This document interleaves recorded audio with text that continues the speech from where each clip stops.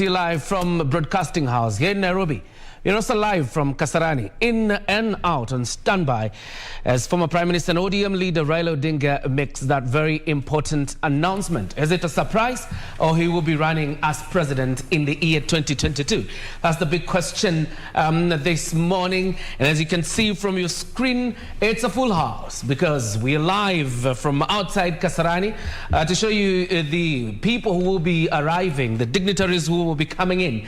And we're also inside the stadium where numbers of Kenyans continue to trickle in ahead of that announcement by the ODM leader Raila Odinga. And we're also in studio to do around-the-clock analysis with Professor Wajakoya, who is already with us in studio, and Wakili Ken Amondi. Both of them are lawyers and political analysts, and we'll be analyzing the situation as it happens. There's a wall-to-wall coverage because Kenya indeed is watching. Let me introduce you to the gentleman I have in studio a little bit later.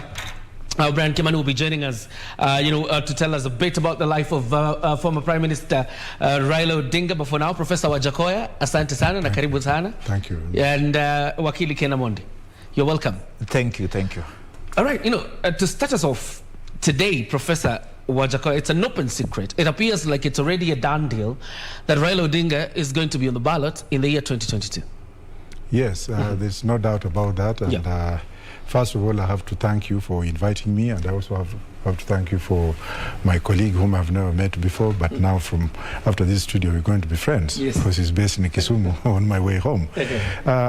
One thing I have to say, being a presidential candidate myself as well, is I have to give a lot of credit to Raila Odinga. Because of Raila Odinga, we are sitting here in peace.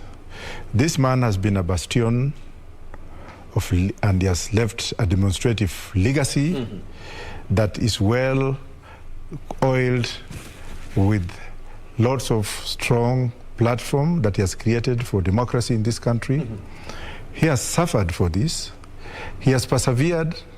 He has had integrity. He has been acclaimed by world leadership as a man who is a true statesman. He's a man who can climb Mount Kenya in reverse engineering, and come back without any fall.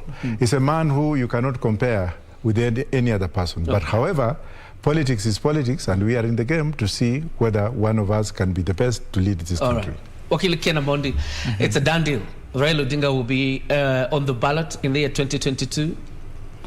Of course, that's one thing that we have all along been expecting. Like Raila himself said before making that sort of a declaration, and as happens in other jurisdictions, with serious jurisdictions with presidential system of governance like ours, ordinarily candidates are expected to first transverse the country, transverse the voters, listen to them, listen to what they're saying, listen to their demands, and it is subsequent to that the candidate then makes a formal declaration, which is exactly what we expect Raila Odinga to do today, based on the feedback that he has received from the ground. Yes. And we're going to talk a bit about, Raila Odinga, the man. But before we do that, Professor Wajakoya, because the former Prime Minister has insisted, even in his rounds around Azimio la Umoja, that he has not decided whether he will run. And I think today is when we expect that declaration. Could there be a surprise announcement today? Well, let me start it this way. The issue of him having said that he will not run or putting people as a guesswork is irrelevant. We all knew that he was going to run. And as we have been used to the same gimmicks from independence, whereby during the election time, everybody comes up with some kind of antiques to pacify or commercialize or commoditize the voters. There's no big surprise that we have not seen before. I mean, those who probably are new, those who are in the age bracket of probably 11 to 22 might be surprised. But old geezers like us, there's nothing to really be surprised about. All right. It beats logic, Wakili Ken Amondi, for a person to invest all this effort since when he started these rallies, Azimio la Umoja, to then come to Kasarani Stadium and probably tell us, you know what, guys, I'm not running. Yeah, of course, but let me just point out that, if you look at the presidential systems, with serious systems with the presidential style of government like ours, and to take the example of the American system, the declaration of a presidential candidature is normally a key event, you know. And if we can take the example, let me take a stab at the former president, Donald Trump, yeah? When he declared his candidature, you remember the elevator at the Trump Tower, and there was Donald Trump riding down with the wife. And it was choreographed to demonstrate that, look, America, we are at, you know, we are at a sorry state. We are going down as reflected in him driving down the elevator, and that he is the guy, given his capacity in, you know, transforming businesses that were in bankruptcy to lift up the economy. And what happened? The nation ran with him. So this is a very important event which must be choreographed to demonstrate what the presidential aspirant not just stands for, but from a standpoint of what is it that is a gap that the country is facing now. What is it that needs to be done?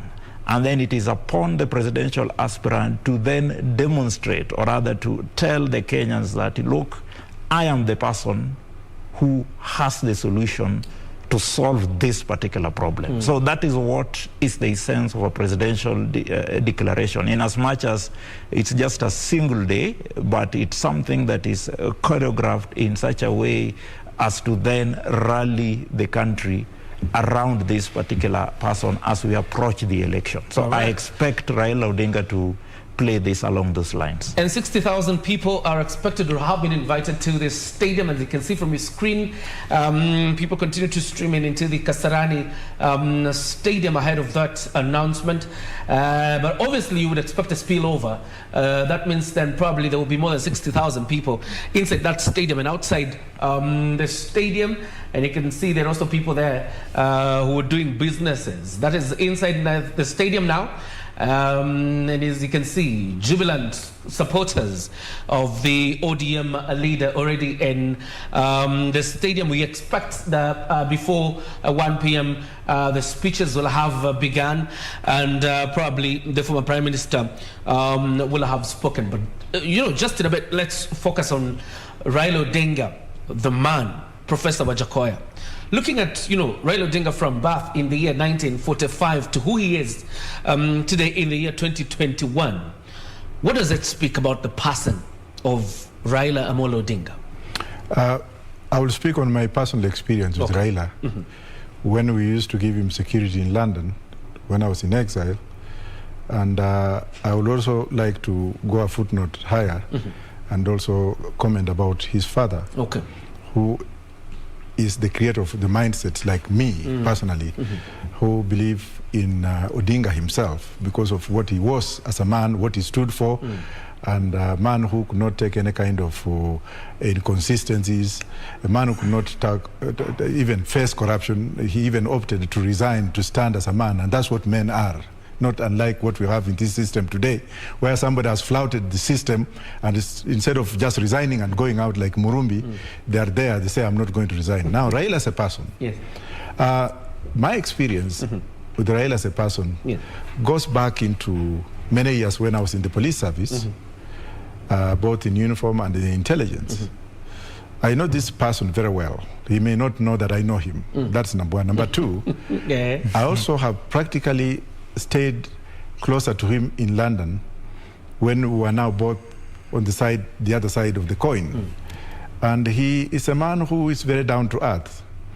Like his father, Raila is a traditionalist. He has the Luo culture in him, whereby this era of modernization, of logic, of modernization, of behaving like white person, what have you, Raila is not there. But however, he's surrounded by people who have let him down. He's surrounded by people who are actually milking him, people who are like ticks, who may not give room to others too. That's what informs you as to why some of us had to form political parties. We tried to join the ODM, but those around Raila pushed us aside. Raila cannot see that deficit. He's carrying a baggage around him that will drive voters away. And we'll talk about that in a bit. And I think the picture is on the screen.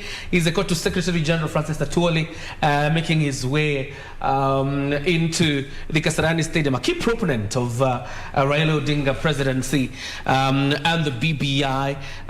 The president said the other day, what didn't happen will happen, and we'll talk about that in a bit, but that is Francis Atwoli. But the person of Raila Odinga, Wakili Ken Amondi, looking into his political life particularly, what does it say?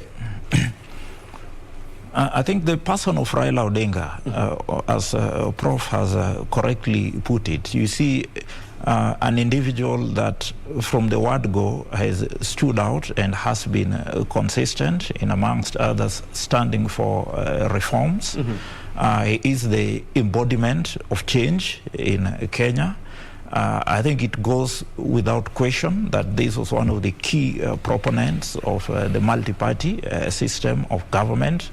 Of course, after that, he was also a key proponent in terms of the fight for constitutional change, which ultimately, accrued when we had the 2010 constitution, which brought quite a number of radical changes, principle of which is devolution, and of course the anchoring of the human rights within our constitution as it stands, and which is acclaimed worldwide as one of the most progressive constitutions in the world.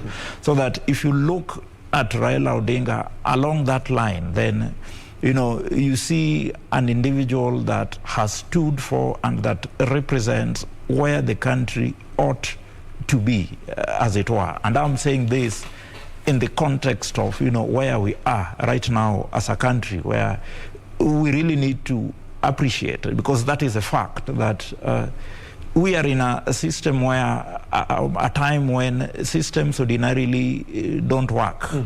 We are in a time or a generation where, even including those that you may call lieutenants of the former Prime Minister, and to that extent I would agree with Professor, even where they run governments or they have opportunity in government, they would really not manifest that which Raila Odinga has stood for generation and generation. So that then, I would say without any shadow of doubt that Raila Odinga, as it were, represents what, or rather how the country should be. He represents the values that we ought to stand for, the values that I can say represent or were moved, that motivated the founding fathers of the nation. I think that's where I can place Raila Odinga. As to if those have actually been achieved in the ground,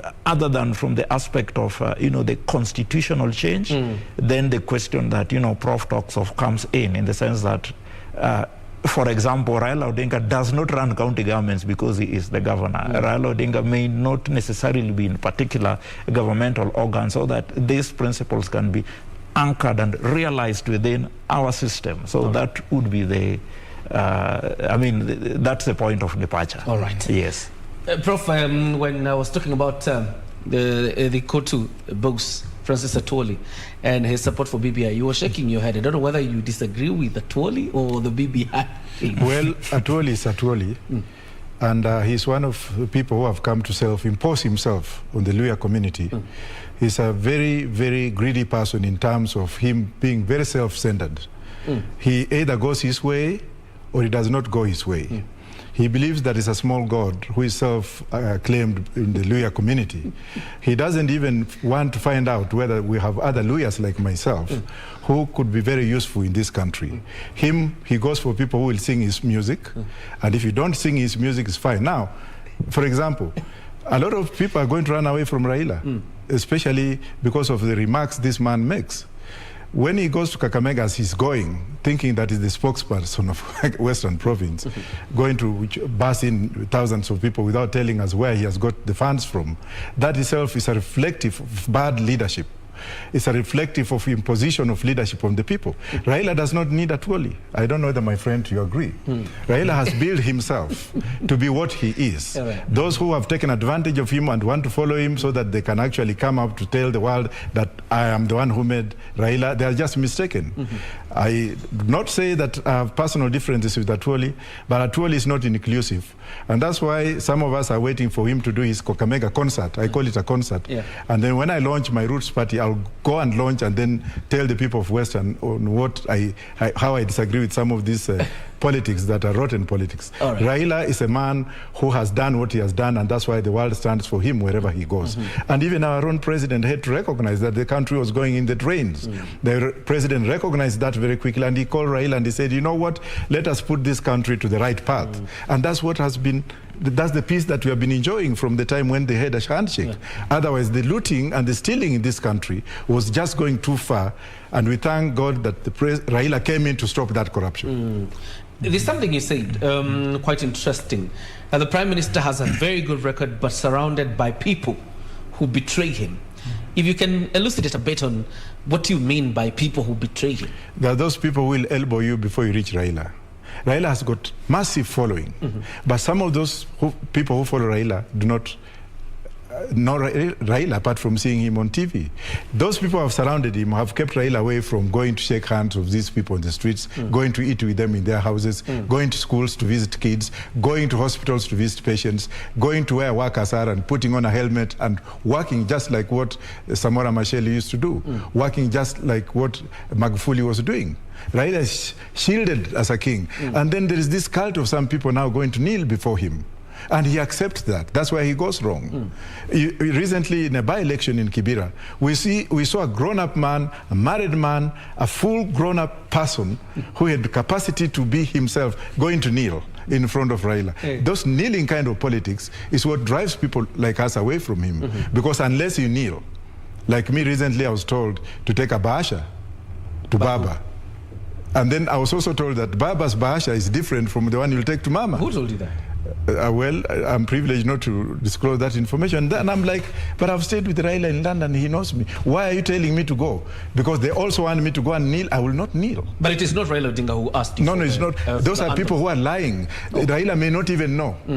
These are brokers down there who are using Raila's name, and that's what drives away people. Wakili Amondi, there's that allegation made, and Professor Wajakoya is not the only person who is making it, about people who become watchmen or gatekeepers when it comes to accessing the ODM leader, Raila Odinga. I think that is one of the challenges that leaders of some stature, for example, the Prime Minister, may just, have to experience. I mean, even my good friend that I've just met here, or Prof, I mean, if one day, one time, he rises to that level, chances are, and you have the whole country, an issue of the country affecting you, and you have to deal with, so that then you have to delegate a lot of things to so many other people. And some of these characters who, for all intents and purposes, may not have been part and parcel of your struggle, may then be the ones who, come up with this sort of shady things that he's talking about. And of course, such have also been said in respect of the former Prime Minister, though personally I haven't experienced any such. I mean, my interactions even at the home have always been such that, you go to the elder statesman, you hear the advice from him. The much that has come out is that instead, rather than the bahasha people keep talking of, instead you take the breakfast and whatever and the advice. I mean, that is my experience with Raila Odinga. However, I tend to think that along those lines, I would comment in terms of the fellas who purport and are actually known to be core diehards and who stood with Raila for long, and who also happen to now have opportunity to lead, particularly by virtue of the reforms that Raila fought for and brought, so that now, remember, we have devolution, such that we have governments which are controlled even by ODM and these are basically Raila's lieutenants. So that one would ordinarily expect that these would be the persons that would perpetuate the Raila philosophy. One would expect that these counties would manifest what Raila stands for, so that when Raila now declares his candidature, I mean, selling him ought to be easy. You should simply be saying that, look, if you go to county this, being given 10 billion per year, this is what they've done in terms of our manifesto.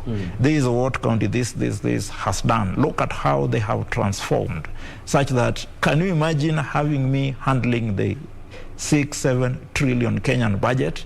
This is what I would do. I think to that extent, these characters may have let down the professor, especially in situation where corruption would be the order of the day in those counties, in a scenario where, you know, failure to just comply with the basic rule of law in terms of how to do things right, which is what the former prime minister has all along stood for throughout his life. So that I would say that it is to that extent that these characters have actually interfered with what the former prime minister actually stands for, to the extent that we now have a scenario where the deputy president can be said to have massive hold, you know, in the country. You know, one would have to ask him or herself, why is that so? I mean, it is basically because what the other team stands for is what you would find most of the Raila lieutenants in the counties, you know, doing more or less the same, so that the person down there in the ground would not see so much of a difference. So I think that is the major challenge that Raila really has. Right. He stands for something, we all know what he stands for, but then most probably the guys that he has entrusted and who have a responsibility do not so much really manifest this based on the positions that they have. Professor Wajakoya, in the political life of the former Prime Minister, would you say you've picked an element of inconsistency? For example, the KANU NDP merger that led to, you know, the former Prime Minister coming into government. There are also those people out there who think even the handshake itself, although the president has, you know, really mentioned the importance of the handshake, there are those who feel it was a part of inconsistency on his part. Well, I would say yes, and I would also say no. Okay. I would say yes because the Prime Minister wanted really to be in the government because he was feeling being left out. And that's why now he's one of the government projects. Right now, Raila is riding on the government, vehicles, police, and everything. Even Uhuru Park and what have you, yes, Raila is part of the government project, and the handshake led to that. That is a fact. Whoever wants to hang me can hang me when I leave the studio. But on the other side, yes, that handshake actually came with a meaning. People were crying. Yeah. People did not know where to go. The monies were being looted. The Aror Kimorer, I don't know if I pronounce Kimorer Dam, the looting of maize, the maize scandals in Rift Valley, the bloating of the cabinet by people from two ethnic communities. I mean, the whole world was just going into disarray. The appointment in government was solely pegged on which tribe you came from, which community you came from, and how loyal you were. And that's why there was government mismanagement. So Raila's coming in and shaking Uhuru's hand was actually a litmus test that stopped that ego. And from that time up to now, we have not had big corruption scandals. He also stopped this preeminence of people going to use government projects as their own personal projects. People opening roads that were not there. People going to Canaan when they were in Jerusalem. So all that actually came up with a mixed feeling. And at least there was sanity and peace. And there have been peace since that particular time. The business has opened up. People have been booming. If you go to Ngara right now, or from that particular time, you see a cross-section of people walking up and down. And when people are walking, that means they are busy. That means they are doing something to enhance their livelihood. But previously, the country was coming to a standstill. The thief was just stealing, whoever it was, God knows, and Kenyans know. School kids were being thrown out, their playgrounds being stolen. The river Nairobi and what have you, land was just being grabbed everywhere. You go to Kiambu County, it was just in a mess. Somebody stealing, literally. You go to some of the counties in some parts that I'm not going to mention, but I will mention if you allow me. Things were just like, but Raila's coming up actually quietened the situation, and the world came up, and the stock markets raised. The international community brought in aid, though people may not know, pegged on what the president had done to sanitize peace by bringing in the opposition. And that was the foundation of the problems we have today, because some people wanted just to be president. I have to be president no matter what. If Raila and Uhuru can shake hands, why are they shaking hands? It's me who was supposed to. Come on. The country was going down in the gallows. Thank you. All right. Wakili Amondi, comment a bit on, that aspect of the allegation of inconsistency. I think in respect of 2018,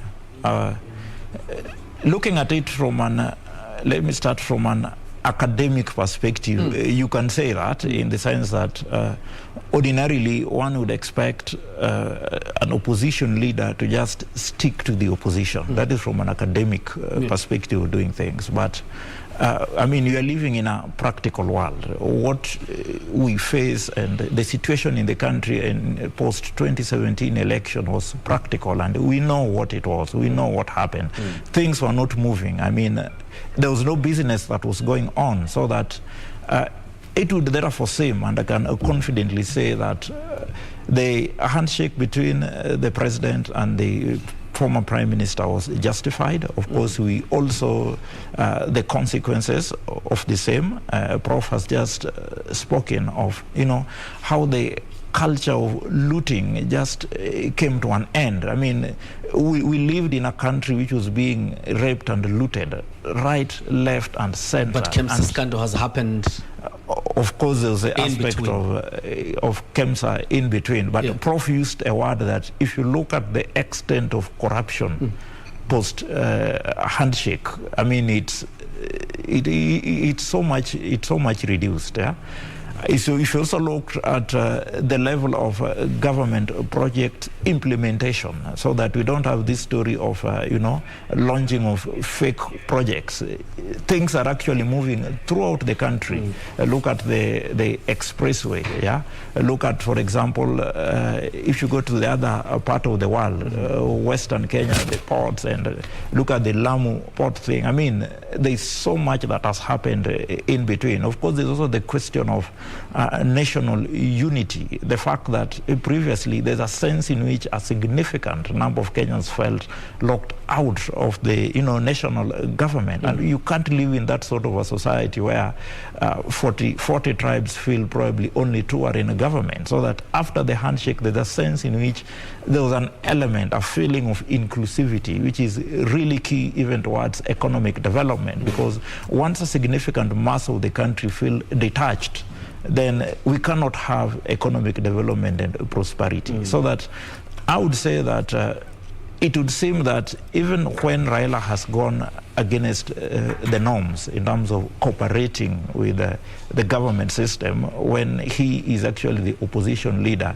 if you look at it from the perspective of the end justifying the means, then it would seem that he was justified. I think he will be vindicated by history to that extent. All right. Yeah. And you can see live pictures from Kasarani, the exuberance and the excitement by the supporters of ODM leader Raila Odinga carrying banners there. That's that's right in the center of that stadium.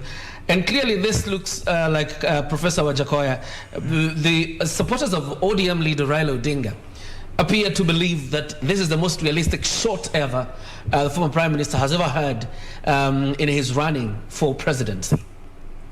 I don't say supporters of Raila that this is the first time they are thinking like this. Raila's diehard supporters are diehard supporters right from the time when they started supporting Raila. So even if they are going in that one, that crowd you see is a crowd that has gone in with their heart, not burst in. Those who have been burst in probably are those delegates who have come from elsewhere.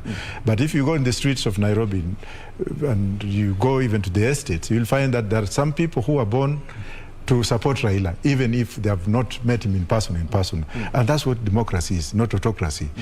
Most of Raila's rallies, people sleep praying to wake up to go voluntarily without being bussed in.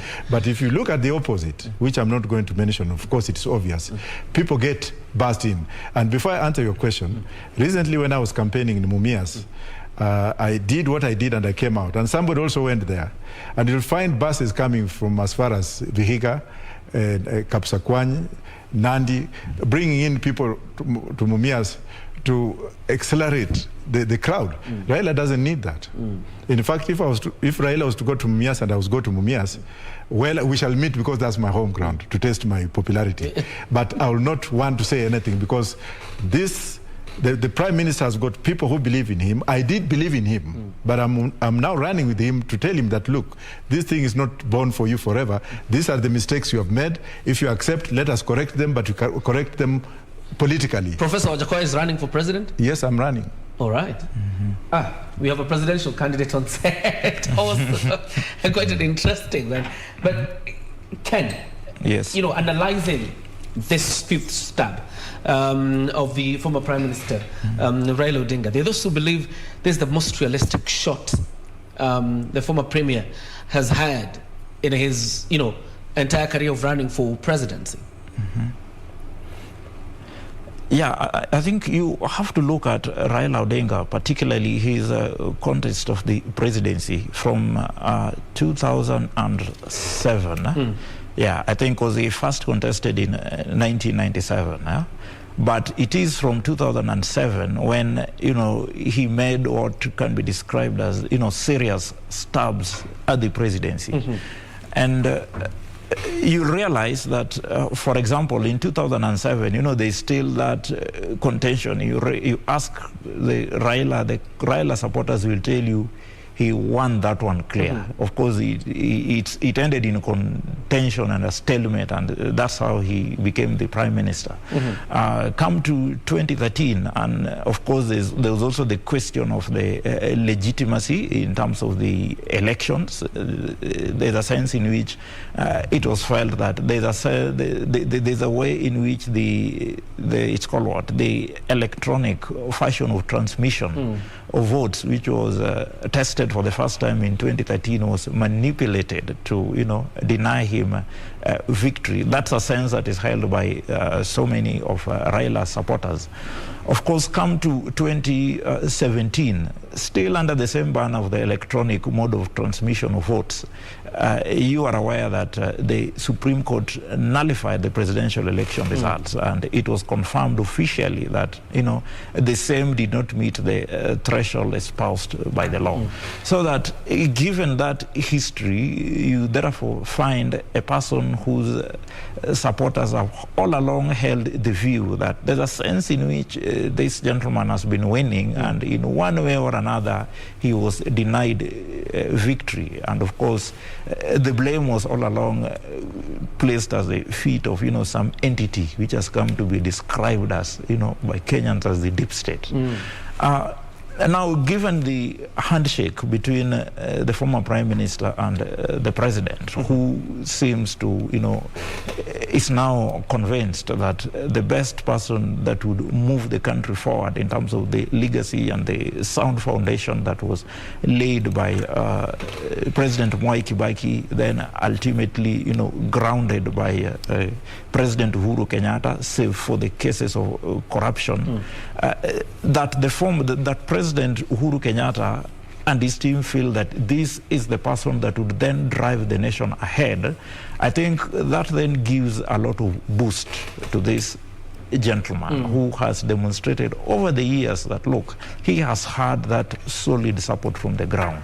So that if, in addition to that, the fellas that hold the levers of state power would also see sense in his vision, then I tend to think that therefore forms the basis of the thought that this would be, the most realistic and, best shot at the presidency insofar as Raila Odinga is concerned. All right, and as you can see the pictures live from Thika Road, just somewhere near the Kasarani Stadium. And clearly Kenyans are going to be inconvenienced a bit though, because you can see some snarl up on Thika Road. But then again, there's the price to pay for this announcement. The other lanes appear to be moving, but the ones moving towards Kasarani appears that's where there's a bit of a snarl up. And you can see also how things are inside the stadium and now the roads. That's the situation on Thika Road. So if you're going to use Thika Road today and you're now headed to Kasarani for the Azimio la Umoja convention, obviously you will be inconvenienced a bit, but that's just for a few hours. And after the former Prime Minister has made that announcement, the roads were clear. And there's a graduation, I think so, for Mount Kenya University. So Thika Road is going to be a mess today. If you can avoid it, just avoid it. Professor Wajakoya, let's talk about government's involvement in the Azimio la Umoja and things as they are today, as you see them in Kasarani. You can't fail to see the presence of government in terms of supporting the former premier in his announcement today. That's why the president has gone wrong. And the president will remain in history. President Uhuru Kenyatta will remain in history as the first president in this world to support a candidate, use government machinery, use government security, and so forth and so forth. We are yet to announce our presidential candidates, though some of us are looking at it, and more presidential candidates will come the way. The president would have done us justice if he treated all of us in the same way. And now, if Ruto was being supported by Uhuru, for example, what would Raila supporters be saying? That is also something that people have to tread very carefully. Let us not celebrate what we don't know yet. Because some of us have not started. And even if it's the masses in Uhuru Park, let them be there. If I go to Kasarani tomorrow, definitely I will also have my own mass. You have seen history repeating itself in Uhuru Park. Kalonzo goes in today, the whole place is full. The same people just change uniform and what have you. So that's not really a big deal to me. But what I want to say is that the government itself has given itself a stab by giving preferential treatment to one candidate over the rest of the candidate. And on this one, it might have its own ramification, and Raila might lose elections on that. Quite interesting, and we'll talk about that government support in terms of the outcome of the election. But Wakili Amondi, government's involvement, obviously the presence, even in the Mount Kenya Foundation meeting, I think we saw a number of cabinet secretaries and PSs in that meeting. And you can't help but see government aiding this meeting today, albeit silently. I can say that, and I think I mentioned it a little bit in the last time when you asked me a question, that the country, if you look at it keenly after 2017, and Prof captured the mood well when he talked of the looting spree, where the country was just going haywire. It means we are at a momentous moment as a country. And I want to believe that for the president, it's therefore more about protection of legacy. I mean, if I was in President Uhuru Kenyatta's shoes, I think I would somehow think along the same lines. And it's not strange. We all remember when President Barack Obama's term was ending. And I mean, he took there's that distinction of him as being the American president that went all out to campaign for Hillary. You know, that was anti-American presidential system way of doing things. And why was President Obama doing that? I mean, given the rhetoric that he saw in Donald Trump, he knew if we have this guy there, we will lose direction as a country. Of course, majority of Americans thought otherwise. They voted for Donald Trump. But what happened? we saw the result. Isn't that what Professor is alluding then, that the support of an incumbent could actually be costly to the candidate running? Do you have a perfect example in Clinton and President Obama? Not necessarily. It could, but it could also not. Okay. And particularly when you're dealing with the candidate Raila Odinga, you are talking of someone who already has that base. You are talking of someone who, you know, like in 2017, as was manifested in the election, more or less controlled like half of the country. So that Raila would not ordinarily qualify as someone's project. But if you look at it in terms of the big picture, given the crossroads in which we're finding ourselves as a nation, given the fact that we have there's a legacy that has to be protected, and there's a sense in which some mindset must just be, you know, removed from the country. You know, there's a culture that there is a risk of the country being led in the hands of persons that would make, you know, looting be the order of the day, shortcuts be the order of the day. I mean, it's all about our future as a nation. It's about the heart of the nation.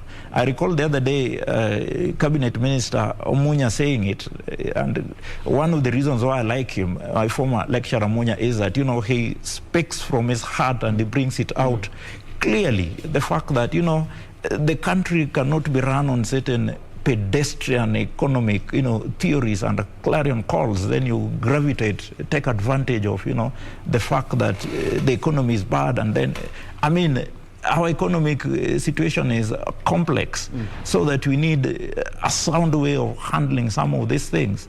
So that, looking at it from that perspective, I think the president, given the fact that he is keen about his legacy and where he is reached, and knowing the deputy president more than any other person, because I think if there's one person who has got the data about us, it is him who is in the office of the president. There must be good reason why he deliberately ensured that in one way or another, you know, the system of governance, in as much as he ought to be neutral, is directed towards a particular line. And I want to believe that he would have done it to any other candidate, even my good friend Prof, had it been that from their estimation of intelligence in terms of strength of candidature of the individual candidates, if the information was such that probably Prof has got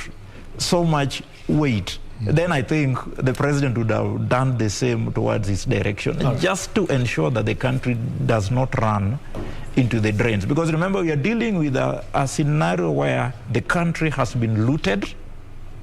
We have individuals that have a lot of money, and because of the economic scenario in the ground, it is so easy to mislead these characters, and you find a not deserving individual taking over the presidency.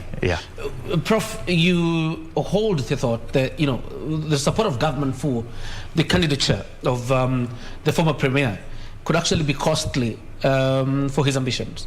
It could be, and let me put it this way.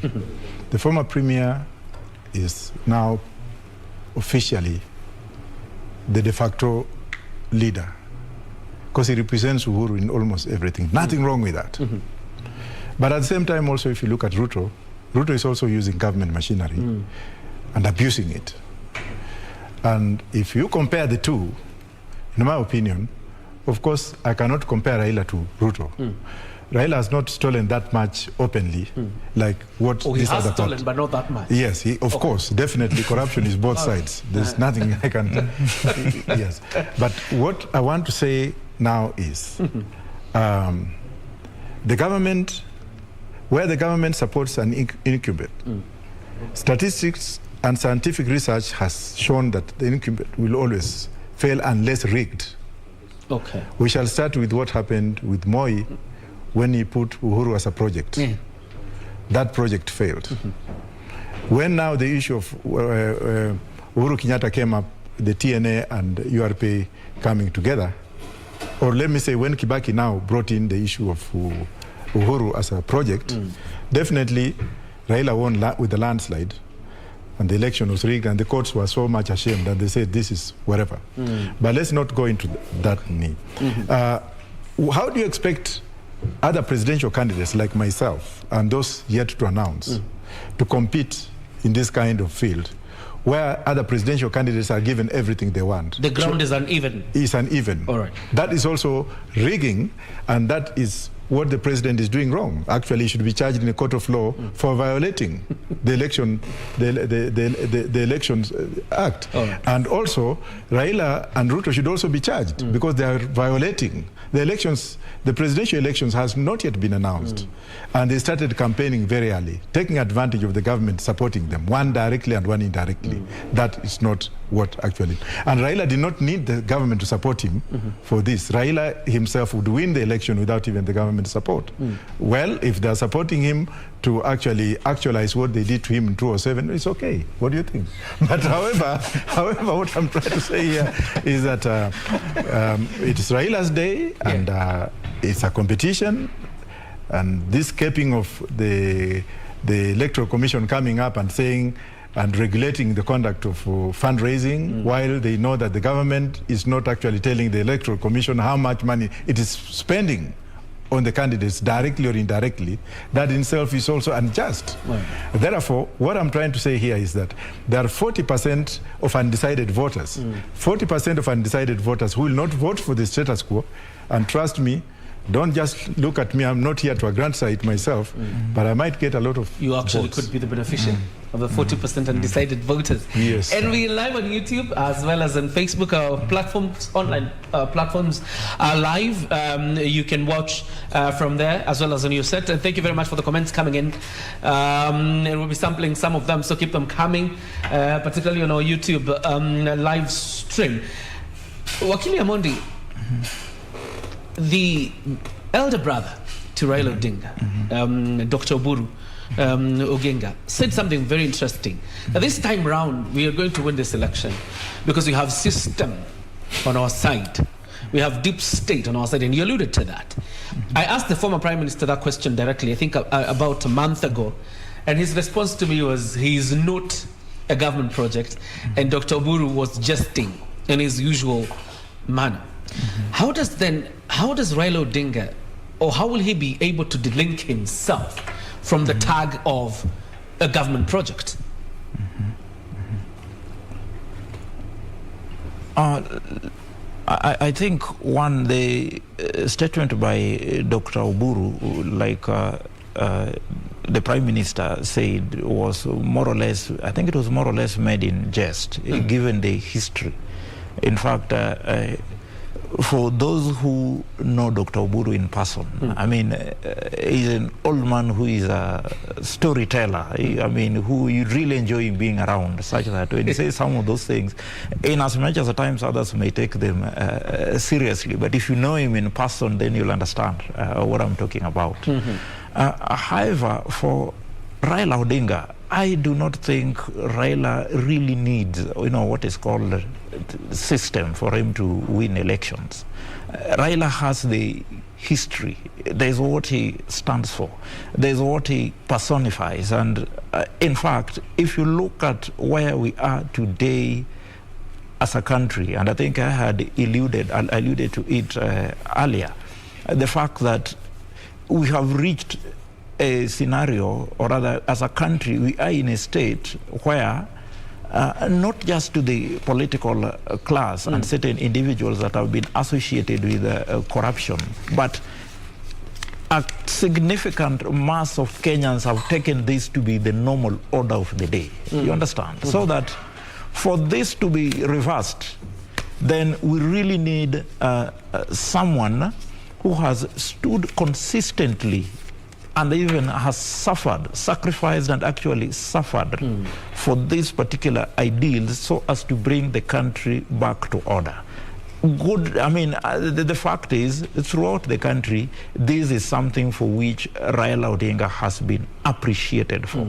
So that if Kenyans really want change, if Kenyans are saying that we are tired of, the corruption that we have seen, if Kenyans are saying that we need consistency even in terms of, actualizing the reform processes that we have had over all the years, if Kenyans are saying that we want real change in terms of economic development and want the person who has manifested this when he was in government, you realize that Raila Odinga comes out as the perfect answer insofar as this is concerned. So that I really do not think that Raila fits the, the tag of a project. Raila Odinga I don't think can be a project. It's only that it would be an added advantage for Raila Odinga to have the support of a sitting president. And suffice to add,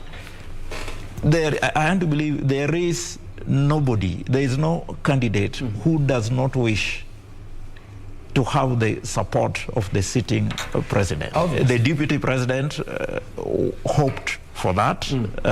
All the other candidates, in fact, let me tell you, if today President Uhuru Muigai Kenyatta or rather his system can, point at our Professor colleague here as the person that they feel will best. I mean, he would not be the person that we're talking of today. From tomorrow, we'll all be discussing him and asking ourselves, So there's a sense in which it boosts, the campaign, not necessarily in terms of giving you the vote, but it boosts in fact, I differ with the people at times, when you give the example of Uhuru Kenyatta in 2002, that he lost because he was a project of the late President Moi. My position has all along been that were it not for the Kibaki Tosha clarion call, Uhuru Kenyatta would have been the president of Kenya at, was it 40 or 41 years old? Yes, he would have made it. Yeah, so let us not always take, how this notion that the mere fact that you have got the support of a sitting president, then that would mean that your presidential bid will flop. It depends on so many other factors. All right. Yeah. And clearly you can see from the pictures you were seeing earlier, the likes of Millie Odhiambo Gesa leading other ladies there in dance and song as the stadium continues to fill ahead of that announcement. And in a bit we'll also be linking up with Brian Kimani to give us a little bit of the history and the profile of the former Premier Raila Odinga. But Professor Wajakoya, it is easy to say Dr. Oburu was speaking in jest when he said the state is on our side, so we will win this election. Actually, Mr. Amondi, Council, Dr. Buru was not speaking in vain. He was speaking what he knew was right, and that's what we are seeing. The fact that he's a joker, I mean, that kind of joke is a very reckless joke, if at all it's a joke. He meant it, and he was bragging about it, and these are the people who are putting Raila down. If I was Raila, I would have told my brother, come on, get to the back and sit there. I could have told Junet Mohammed, get to the back and sit there. I could have told James Orengo, you guys go back and sit where you were supposed to. And that's how Uhuru Kenyatta was able to manage KANU by coming out of KANU and going into TNA and leaving those old skins in KANU so that he could actually revamp himself as the new Uhuru, who associated himself with the young and the youth, and that went well. But Raila's problem is, and I will tell him when I meet him, because I don't fear nobody apart from God, is he's surrounded by scrounges, people who have let him down, and that's why people like us are running for election to correct that kind of face. And Oburu Odinga is one of the people who might cost Raila Odinga elections. Wakili Amondi, I think also speaking in jest, appeared to suggest that if you were endorsed yourself by President Uhuru Kenyatta, your profile would but your credibility will be dented and your integrity will be dented, and that's why I need to do what I have to do, to go and speak to the people directly like I'm speaking to you, and that's what I'm doing. Okay, speaking directly to the people. Let's talk a little bit about the One Kenya Alliance, Wakili Amondi. I think we have seen Musalia Mudavadi will be an no-show at the Kasarani Stadium. So will Moses Wetangula. So is Kalonzo Musyoka. Probably the only person who has not spoken in the One Kenya Alliance, whether he will be in or not, is the senator for Baringo, Gideon Moi. Is it significant? Is it significant, the no-show by the One Kenya Alliance, who so many people tout as probably the magic that would hand Raila Odinga this presidency? Of course, it's a cause for concern. I mean, it's not for nothing, for example, that of course we were learning that from the media, and I want to believe that media stations cannot be reckless. That the president felt that it is important that the NASA team, as they were, speak with one voice and, come together. I think it would be the interest of so many of us, and even myself, that there's a way in which Kalonzo Musyoka, Musalia Mudavadi would, coalesce around Raila Odinga as they did in 2017. And, that is more so because of the surety in terms of the numbers that the team would galvanize.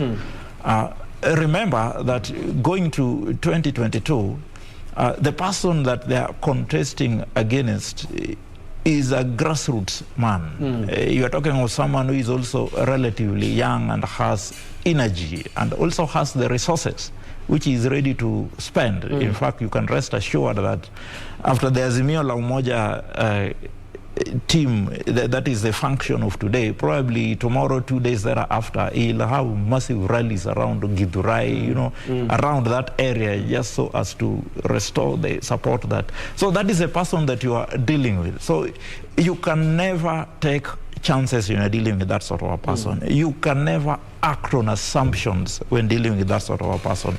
You cannot just proceed on the basis that, we have, the deep state and whatever. Every vote counts. Yeah, you cannot just assume that, like I said, that, remember I started by saying that Raila Odinga cannot be a project because he's always had the numbers. In the last election, he had around half of the country.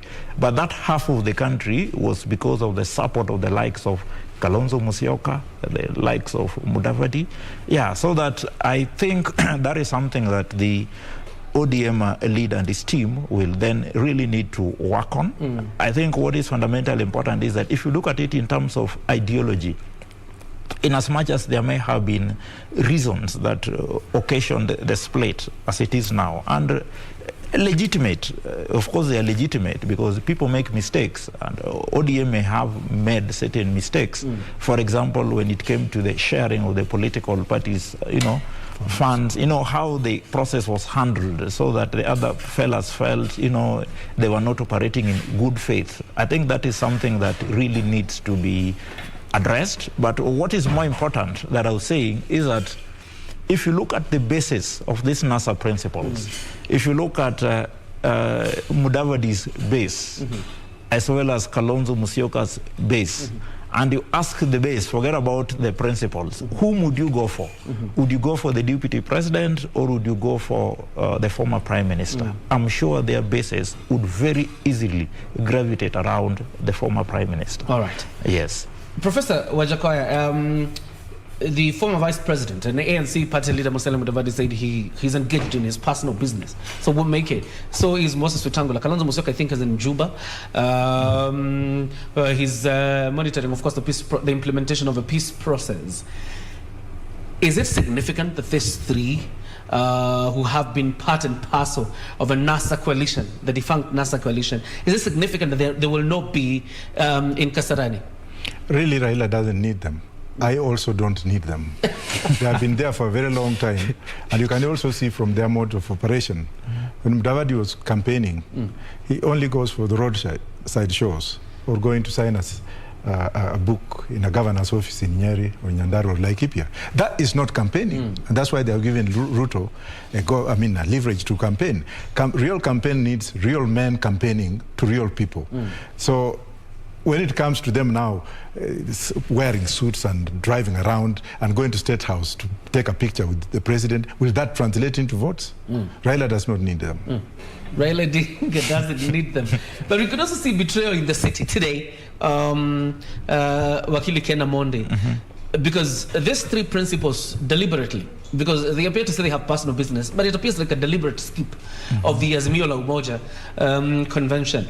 But we have seen time and time again the Baringo Senator appearing to pull towards Raila Odinga. If he shows up today in Kasarani, wouldn't that be the beginning of the end of the One Kenya Alliance? Yeah, you see, one thing I know about the One Kenya Alliance is that in the end of the day, they will gravitate around one of the major presidential aspirants. And this will come especially because of the pressure that they will get from the ground. Yeah, you know, the way this country ordinarily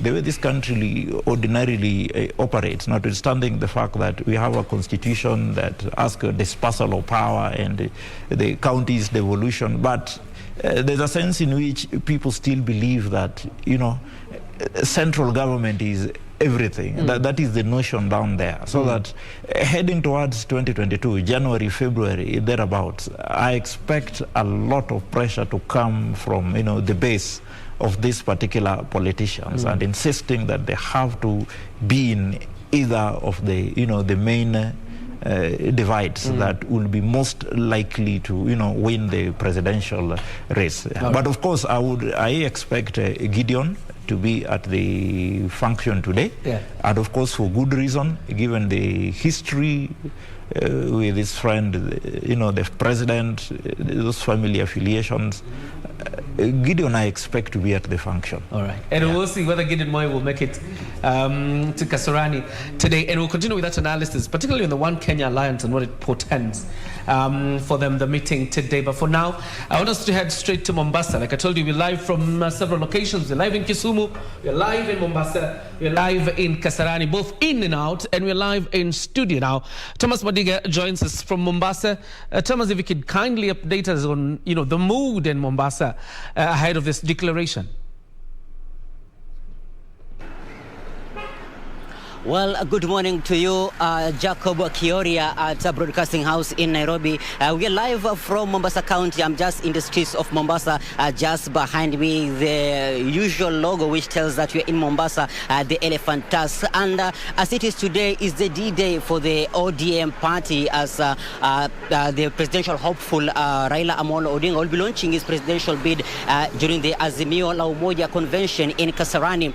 And in Mombasa, it is all systems go. And about yesterday, we had been talking to grassroots leaders here in Mombasa, and they say they are all prepared to join Raila Amolo Odinga in the Azimio la Umoja convention in Nairobi. And as yesterday, several buses had left Mombasa to Nairobi, and we had leaders even from the grassroots level, those aspiring for the MCA seats, of course, taking several youths and people to Nairobi, sponsoring them to Nairobi, so that they'll be joining the convention, of which 60,000 people are expected to be attending the Azimio la Umoja convention. Of course, to ODM people, it is a big day to them, of course, as they expect Raila Odinga to launch his presidential bid for the next year general elections in Nairobi. And of course, here in Mombasa, what they're saying is they're expecting they're expecting good things, of course,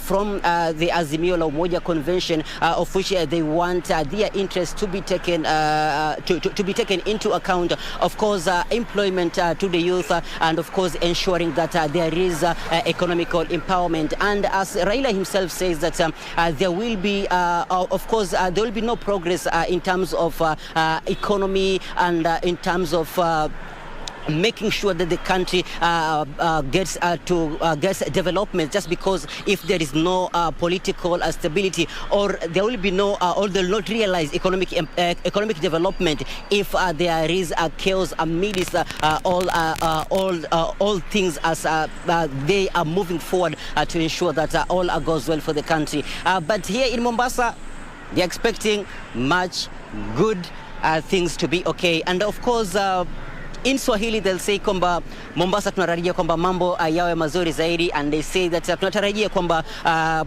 Raila Amolo Odinga wakati ama katika convention hii kule jijini Nairobi kuweza kuangazia yale ambayo anapanga wakati atakapotangaza azimio lake la kuwa rais katika uchaguzi mkuu ujao. Na kama nilivyokuelezea hapo awali katika lugha ya King'eng'e ni kwamba jana kulikuwa na baadhi ya wale viongozi kutoka mashinani ambao pia vile waliweza kudhamini baadhi ya wale wanaopania sana ama wale wanaopendelea sana kujiunga na chama cha ODM ama vile wanaunga mkono chama cha ODM na kuweza kuungana na kuweza kuelekea kule jijini Nairobi, wakielezea bayana kwamba wana matumaini makubwa wakati Raila Amolo Odinga atapokuwa akielezea azimio lake la kutaka kuwa rais. Yapo mambo mengi ambayo wameweza kuangazia ya kwamba wangependa yaweze kutiliwa maanani. Baadhi ya masuala hayo ni kuweza kuhakikisha kwamba vijana wanaweza kupata kazi na pia vile hali ya kiuchumi kuweza kuimarika na pia vile kuweza kuhakikisha kwamba kuna kuwa na maendeleo na uwiano katika taifa kama ilivyo katika ile azimio la umoja. Na pia vile kuna swala ambalo linaibuka kwa sasa kutoka katika eneo zima hili la pwani.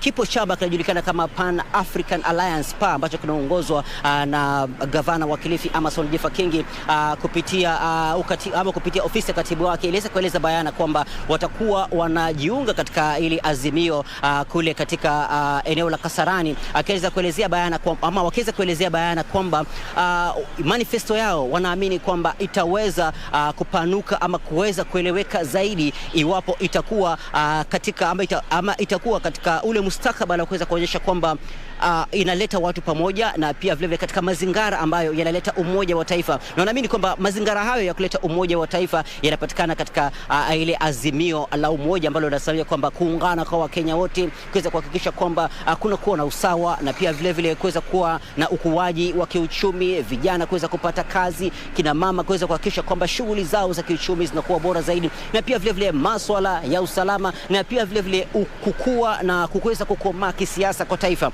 Raila aliweza kuelezea bayana kwamba iwapo tunataka kuona maendeleo ya kitaifa ni kwamba maendeleo ya kitaifa yanapatikana pale kunapokuwa na usalama wa kutosha na pia vile uwiano, kwamba hakuwezi kuwa na maendeleo ya kiuchumi iwapo kutakuwa kuna matatizo ama Wakenya wanafarakana. Akaweza kusema kwamba yote haya yataweza kubainika ama kufanyika vyema na kuweza kufikia ule upeo wanaotarajia iwapo kutakuwa na ule uwiano na umoja kwa Wakenya wote. Ni hayo tu tulionayo kwa sasa katika kaunti hii ya Mombasa, lakini tutakuwa tunarudi kwako kuweza kukuelezea zaidi mengi wakati tukizungumza na wananchi waweze kutupatia tu matarajio yao kuhusiana na azimio la umoja kule jijini Nairobi. Kwako mwenzangu Jacob Kioria.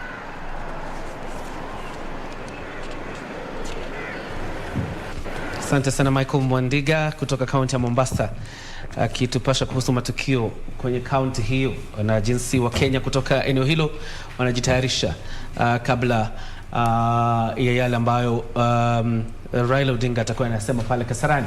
And he has already left his home, headed towards Kasarani. And that means again we have to keep linking up with our reporters from Kasarani as well as in Kisumu. In a bit we'll be linking with Simon Achola, who's on standby in Kisumu. But before then, Professor Wajakoya, if Gideon Moi today shows up at the Kasarani Stadium in support of Raila Odinga and the Azimio la Umoja, doesn't that mean then the One Kenya Alliance has disentangled? One Kenya Alliance died long time ago. It did? Yes. When? Long time, I don't want even to talk about it. Long time. That's very interesting. It died long time ago. Yes. How did it die? Why did it die? How do you put 5 men into a cage? And each of them is fighting for survival. Each of them wants to be the president. What formula would they use to come together to appoint one of them to be? All right. Either Gideon joins Raila or joins me. Because now I'm more popular in West Pokot and Baringo than some of these people. Leave Raila out of this. Let's look at the One Kenya Alliance with the people like us. Let's leave it for those who know what we are doing in the field. All right. So what options exist then for, if it is disentangled or it died a long time ago? Because each one of them has ambitions. At least for Musalia Mudavadi, we know he has serious ambitions. So is Kalonzo Musyoka. Moses Wetangula has been on and off about his presidential ambitions. But the two gentlemen, that is Musalia Mudavadi and Kalonzo Musyoka, have been serious that they want to vie for presidency. What happens to them? Do they run on the individual parties then? Well, Musalia is my friend, and we come a long way. But if he runs, and we come from the same backyard, he'll be denting himself because he has run before and he has not shown up, whatever.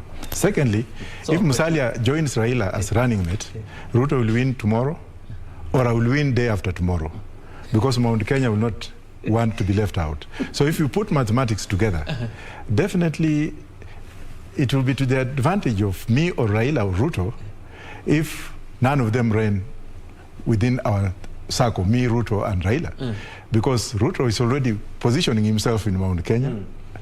And obviously, our brothers and sisters in Mount Kenya will not want to be left out of the knee. But for a person like me, I'm not even going that direction. I will surprise this country by having somebody who has never even been in existence as my running mate. Your running mate. Right, O'Brien Kimani joins us on set right about now to give us a little bit of a profile of the former Prime Minister. And O'Brien, you will agree with me, it's quite a rich profile, the profile of the former Premier. Well, absolutely. I think it's fair to say that, you know, of all the current political leaders, we do not have any one of them who has a richer political history than Raila Odinga. And today is such a crucial day because it is going to determine what direction his political career will take. It is proper to understand that the cat is not out of the bag yet. We do not know what Raila Odinga is expected to tell the nation. What we have is speculation and speculation. But what we know for sure is his past, and that's what I'm about to give you now. Remember, this is a special coverage of Azimio La Umoja convention, which is taking place at the Kasarani Stadium. Any time from now, Raila Odinga is expected to make his way to the stadium so that he can tell the nation what exactly he has in store for them. But before we get there, let's first of all go to the Super Wall and have a look at what I've been telling you, Raila's history. And this man, Raila Odinga, we all know that he was born on 7th of January 1945 at Maseno in Kisumu. So which means that now he's 76 years of age. And the most interesting thing about the time he was born is this. The world was embroiled in a serious conflict. That was the time when the World War II was at its peak, and so there was a lot of disruptions the world over. He got married in 1973 to Ida Onyango Oyo Odinga. She's popularly known as Mama Ida Odinga, and she's now 71 years of age. And their children, they have Fidel Odinga, unfortunately deceased. And then we have Raila Odinga Jr., Winnie Odinga, Rosemary Odinga. In 1974, he got into his former employment with the Kenya Bureau of Standards, where he worked for 4 years in the Department of Analysis until 1978, when he was promoted to the position of Deputy Director. And he worked until he resigned in 1982, and he was accused of plotting to overthrow the government of President, the late Daniel Arap Moi. That was back in 1982. We all remember the August coup of 1982. And this is, a lot of analysts will tell you that this time marked the death of the Kenyan economy, because the political class concentrated so much on consolidating their political power base instead of putting Kenya's economy at the forefront. And this is a time where a lot of them will tell you that the Kenyan economy started performing fairly bad.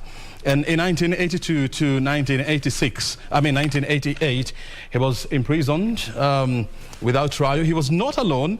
There were about 15 people who were imprisoned without trial, at least the ones that are in the public domain, and they are known. And that was quite a tough moment for them there. And in 1991, he flees the country to seek refuge in Norway. That is what happened back in 1991. And at the time he flew, that was the time when the clamour for multipartyism was gaining traction in Kenya.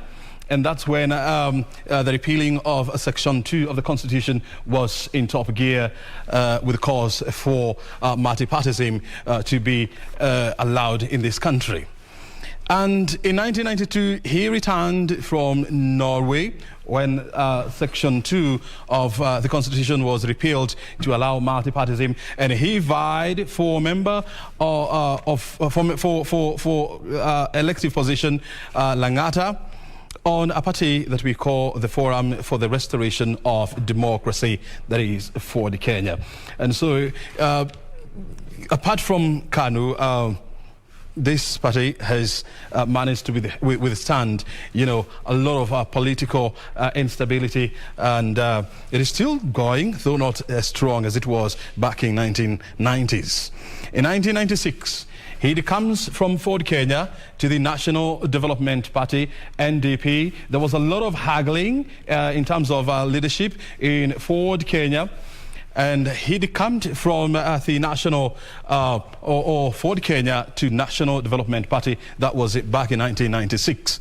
And in 1997, he vies for the presidency on an NDP party for the first time. So 1997 marked the beginning of Raila's stab on the presidency. How did he perform? We are about to unveil the data right now. And this is what was reported by the Electoral Commission. There were three candidates, or what would you call the three main candidates, and we had Daniel Arap Moi, the president back then, who was vying on a KANU ticket, and he managed to garner 2.445 million votes, which was about 40% of all total votes cast. Mwai Kibaki was second, vying on a DP ticket, or Democratic Party, who managed to get 1.89 million votes, or 31.09% of all the total votes that were cast back then. Raila Odinga was third on an NDP ticket, garnering 665,725 votes, which was about 10.92%. If you were to round it off, that comes to around 11% of all the total votes cast. And there were other candidates. Michael Wamalwa Kijana Thilet, who was vying on a Ford Kenya ticket. He managed to garner 505,000 votes, which was about 8.293%. And Charity Ngilu, we all remember the clarion call for Mama Ngilu, Masani Ngilu. That tells you how old I am. And there has been argument that if all the candidates, who are gunning for presidency back then, they came together, they would have managed to trounce President Daniel Arap Moi. Unfortunately, they never succeeded. Let's keep going. And in 2001, Raila Odinga joined the Moi's cabinet as energy minister. Remember, this was a time when the country was going through a turbulent time in terms of energy, because number one, the country had gone through a phase of prolonged drought, and so we didn't have enough energy in the country. And remember, back then, almost 90% of Kenya's energy was generated from hydro, and so the country was going through a serious energy phase. A lot of industries were running on what you'd call they were running on generators and so much, and so it was a painful moment for the economy. And in 2002, he was promoted and became the KANU Secretary General. He succeeded Joseph Kamotho, the late. And in 2002, he forms the LDP, joins hands with the National Rainbow Coalition. How did they fail out with KANU? Remember, President Daniel Arap Moi, he chose the current president, Uhuru Muigai Kenyatta, to be the flag bearer of KANU in the 2002 elections, and this is when they fell out in KANU, or with KANU. Let's keep going. And in 2002, NARC wins the presidential election. Mwai Kibaki becomes the president of the Republic of Kenya, and he was the third. And we all remember the Kibaki Tosha declaration at the famous Uhuru Park, which is now under renovation. In 2003, he was named the Minister for Roads Development. And one of the things that Raila Odinga managed to do was to try and revive a number of policies on road development, especially in Nairobi. And one of his key achievements was the construction of various bypasses here in Nairobi. And we all remember how buildings were demolished back in the year 2003, 2004 to pave way for the construction of the bypasses that we see here in Nairobi. It was also part of his plan for the expansion of Thika Superhighway. We see it, and that was also part of what was part of his development agenda when he was the Minister for Roads. In 2006, NARC is dissolved.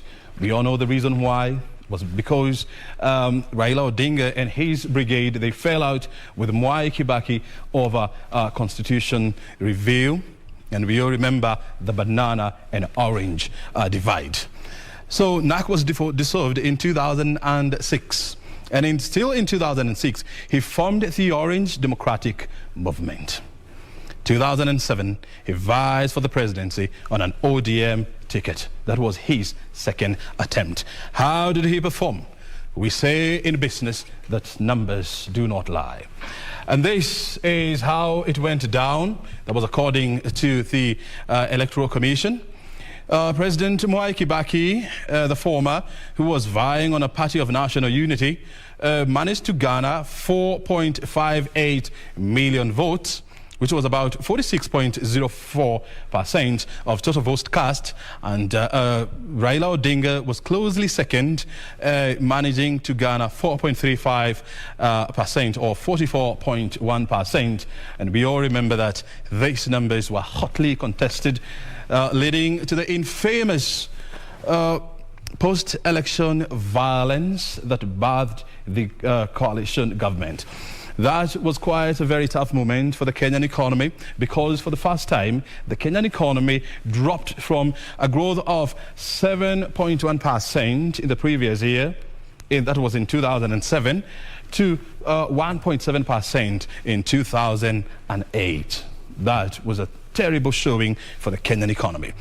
And in 2008, Raila Odinga is sworn in as the Prime Minister, and we all remember that a handshake moment outside Harambee House between Raila Odinga and the former President Mwai Kibaki, which of course was brokered by Kofi Annan, the late, who was the UN Secretary General, quite an Pan-Africanist there.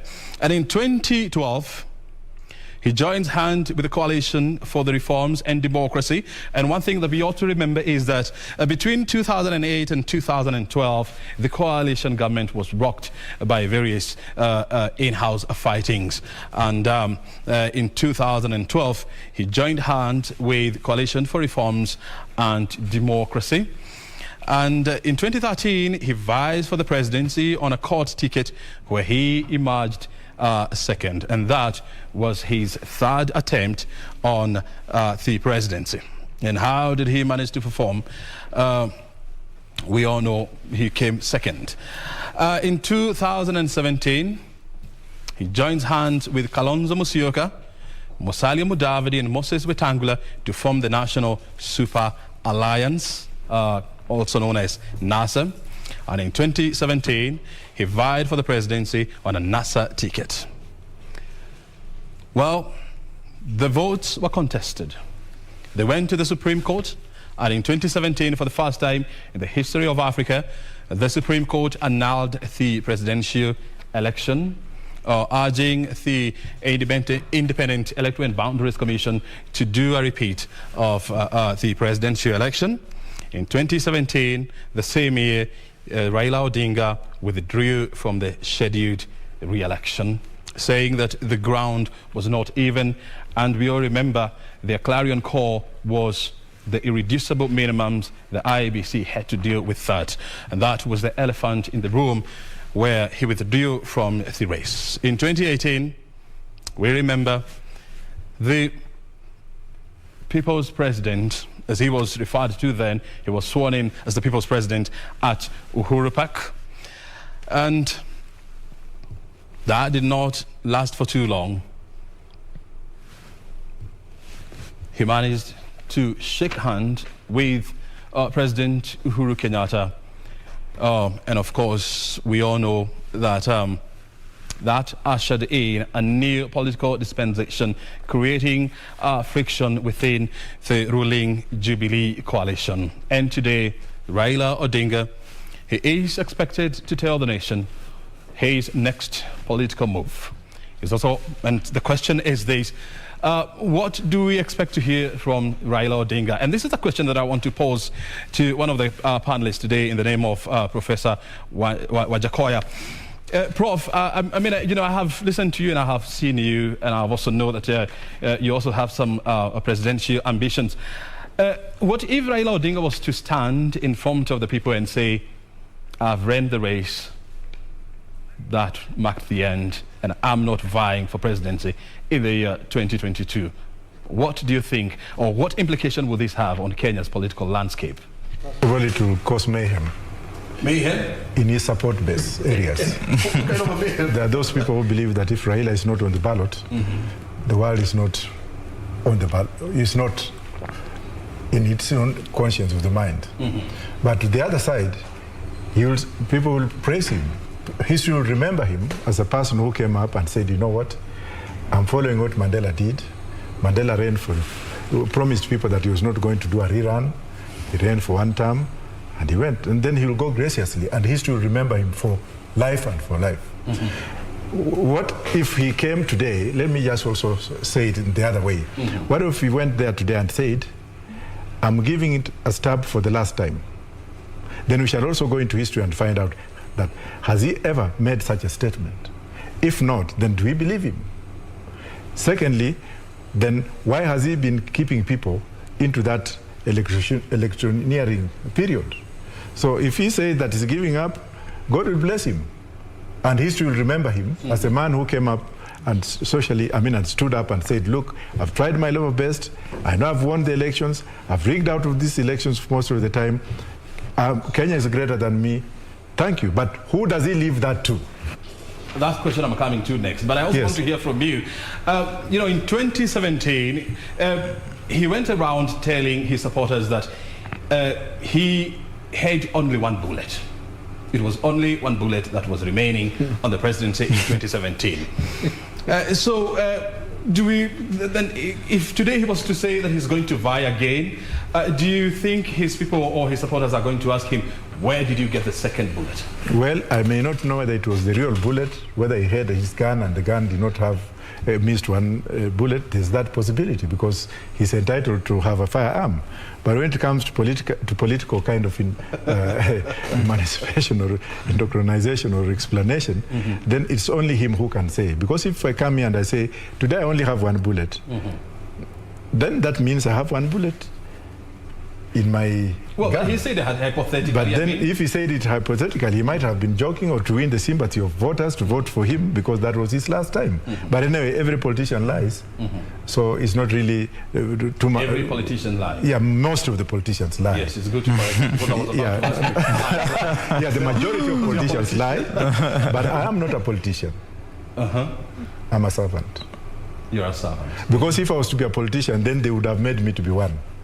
Because almost all the politicians you see in this country have been made either by Raila or by the Uhuru team. Those who follow to be made and then they become politicians. Do you support Wakili? Do you support Wajakoya's assertions?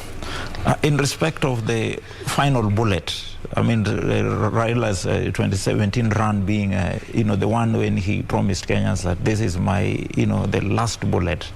I think it would have been different if it was not for the Supreme Court decision in respect of the presidential election. I think there's a sense in which, to that particular base of Raila Odinga, the Supreme Court decision really vindicated him. So it was like, look, This person said this is the last stab. He gave it his best, but he was rigged out by the IBC. I mean, that's what the Supreme Court said. So that to that extent, the base is really not affected. It would have been different if the Supreme Court had arrived at a different decision. Yeah, I think that would be my take. Tell me this, Wakili. I mean, if Raila was to stand today and say, I'm not vying, but I want to support a certain candidate, who do you think he will support? Do you think that support might land on Wajakoya, who is sitting next to you? Don't lie to him, just be frank. Actually, that's one of the reasons why I was suggesting that to my friend Prof, given that he's one of the persons that grew up within the wings of Raila Odinga, and in as much as I'm meeting him today, I've read about him, and I know that what he stands for ordinarily is what Raila Odinga stands for, so that he would best achieve his political aspirations under the arm of Raila Odinga. Forget about the character that he's saying that push him out, because that happens within the political system. But the way our country is wired, it's such that you must come from within the wings of, these characters, and then you just hit it outside there. But if Raila Odinga was to make that sort of a decision today, I think it will really be interesting, because my study of Raila Odinga, and that is personal, yeah? If he was to, as it were, endorse someone over a long period of time, I thought that person would be Musalia Mudavadi, who apparently now seems to be, running his own race. But I think Raila would be very comfortable with Musalia Mudavadi. The characters, the persons who are supporting him right now within the Uhuru Kenyatta establishment, I want to believe would also be very comfortable with Musalia Mudavadi. But politics being what it is, Musalia seems now to be running his own race.